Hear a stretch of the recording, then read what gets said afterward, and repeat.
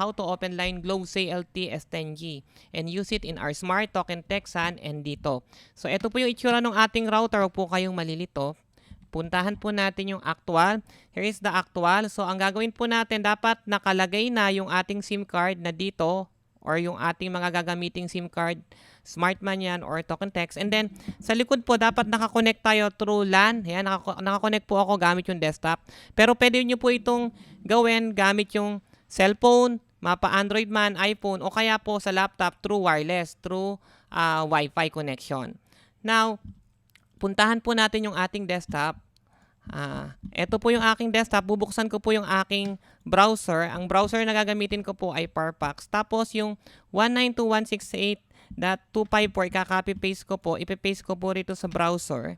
Ito po yung IP address para ma-access natin yung ating pong Globe Broadband router. Tapos click nyo po yung login.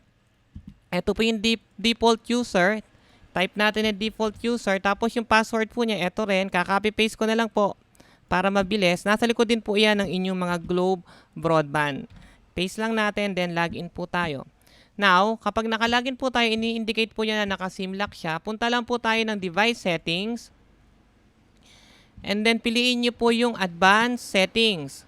Sa advanced settings po, may makikita kayong DHCP. Yung DHCP po na nasa gawing kanan, i-click nyo po yon. Make sure na maklik nyo po. Ulitin ko po, yung DHCP na gawing kanan, dapat maklik nyo po para gumana.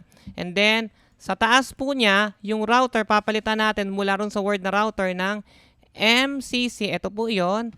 MCC.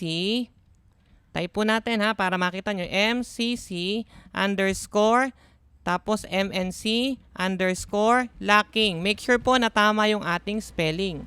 And then press nyo po yung enter. Ngayon lalabas po ito.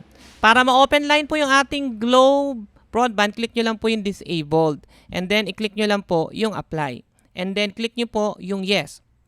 Now, wag nyo pong kakalimutan na i-click yung apply kasi pag hindi nyo po na-click, hindi po siya gagana. At kapag nag-reboot na po yung ating router, open line na po siya. So kung ako po ay nakatulong, please don't forget to subscribe to my channel Erladine. Hit the like button, the bell button, and the share button. So salamat po sa panunood at I hope nakatulong po ako sa inyo sa maiksing tutorial na ito.